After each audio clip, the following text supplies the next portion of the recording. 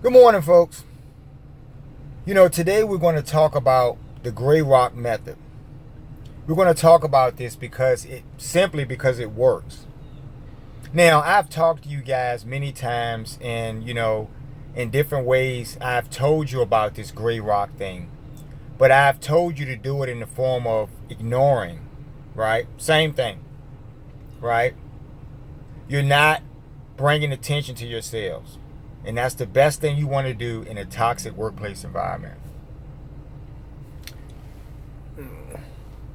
So, what happens in these typical workplaces is that you're dealing with people who have, I keep saying this, folks, they have psychological problems on various levels, right? Some as extreme as outright violence, and some as mild as just being severely childish. But in any event, in any case, these behaviors play out in the workplace every single day when all of you guys are literally adults going into some place or something to make a paycheck, and that's all it should be. It shouldn't be anything else. But these people do not live for the job. Live to do anything but play a game. They don't live to do the job or come to work to do the job, is what I'm saying. Right? So the gray rock method works. And you'll have these situations where you'll have people, first thing in the morning, you're already dreading coming into this place. You fought the clock. You didn't want to get out of the bed, in the morning or something to go to work, because you're going to deal with the same thing that you've dealt with for 5 years, 10 years, or whatever. Same folks, same cast of characters, same idiots, flying monkeys, and fools. Every single day. Now, you were looking for another job. You had your exit strategy in place, actively, and you're still looking for another job. But while you're there, you're trying to cope. In every single video, you've noticed we talk about these toxic workplace environments. Coping is one of those main things, that we talk about, because how you're dealing is how your health is affected, and all of these things. So it is important, folks. It'll take you out of here. This stress and stuff will really take you out of here before your time. Even though there are better things on the other side, right? But I'm just making a point. It's unnecessary. It's unnecessary roughness, folks. And here's the thing about the gray rock. These people are trying to solicit your attention on some level. It's just like, go back to kindergarten or something. I hate to go back that far, but we're dealing with, in extreme cases, we're dealing with childish 5-year-olds trapped in 50-year-old bodies, right? As crazy as that sounds, but this is what you're dealing with. Right? So revisit childhood, and you had that little boy or that little girl, on the playground who wanted attention. Maybe you had a great toy that you brought out at recess or something, and your toy was better than everyone else's. And this person was so jealous, and they try to do everything in their power to keep their attention. And you guys remember these days on the playground. You do remember them. I know you do.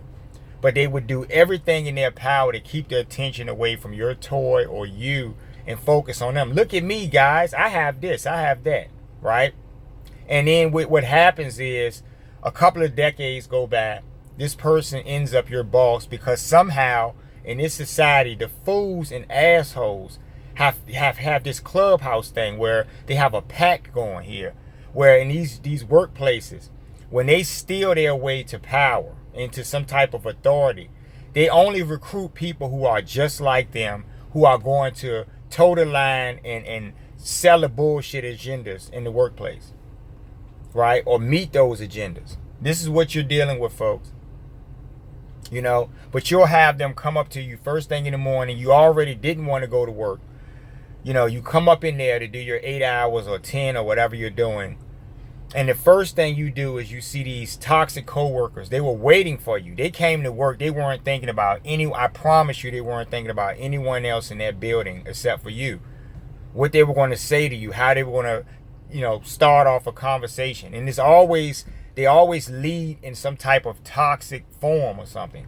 So when you see them, a normal, rational adult at work will say, hey, good morning. That's all I require from you. I don't require you to do anything but just, how you doing? and keep it moving. We have work to do. We're here to get a paycheck. But you'll have these people, and this happened to me one time. We had a little cafe, at the place I worked at, and you go down to get your coffee and whatever. And then, if you're putting a lot of stuff on your plate, I just want you to think about this scenario, folks. Imagine if I went to get a plate from somewhere. I was at some buffet or something. And I go over to the area where, they do the serving or whatever. I get a plate. I'm getting my food. Doesn't matter how much I put on my plate, right?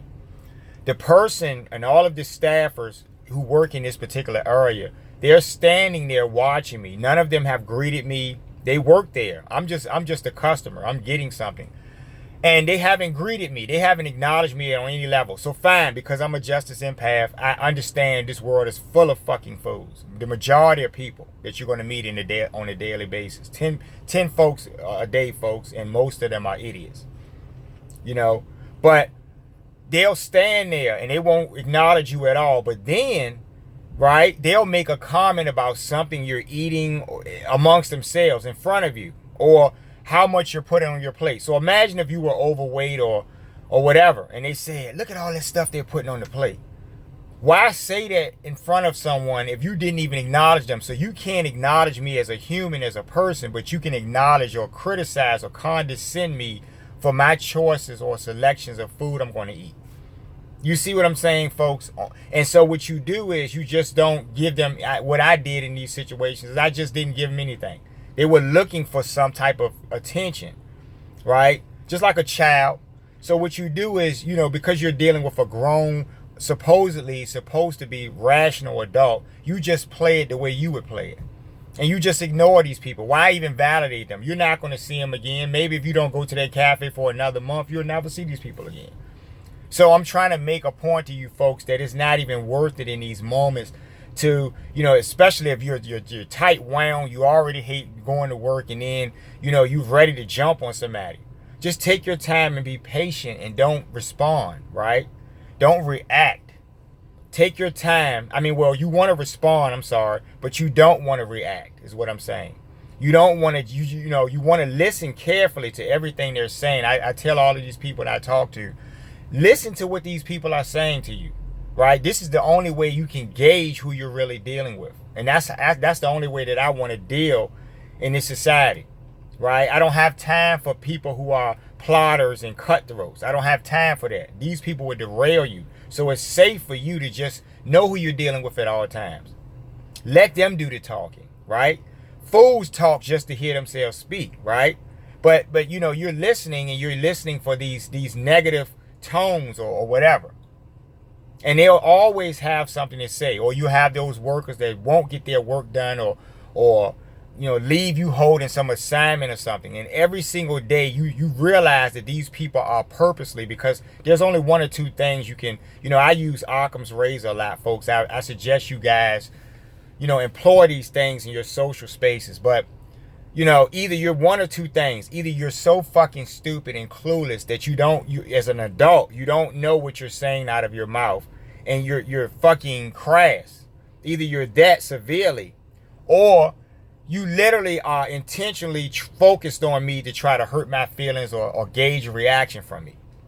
In any case, there's something wrong with you. You get what I'm saying? If you're a 50-year-old and you have the mind of a 5-year-old, there is something mentally wrong. I'm trying to get you folks to see this. Many of you are not going to look in the mirrors at yourselves to even realize this. If you're assholes, you'll tell people you're a rock star at work. People hate you at work. You understand what I'm saying, you folks? So ignoring these people is probably going to be the best option for you, right? Just to keep your sanity, just long enough for you to keep yourself together to find that other ideal job that you want to work and make a living, right, from.